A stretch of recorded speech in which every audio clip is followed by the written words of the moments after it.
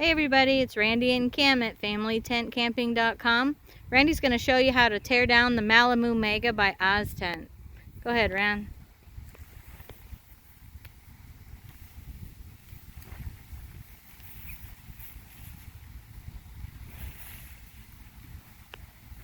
Gather up all your ends so you have a taco.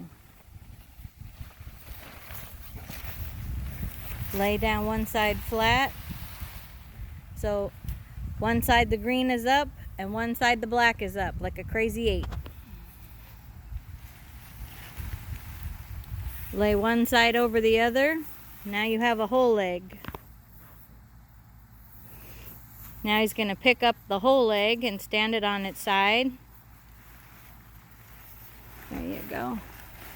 And he's going to make another 8 by doing a twist.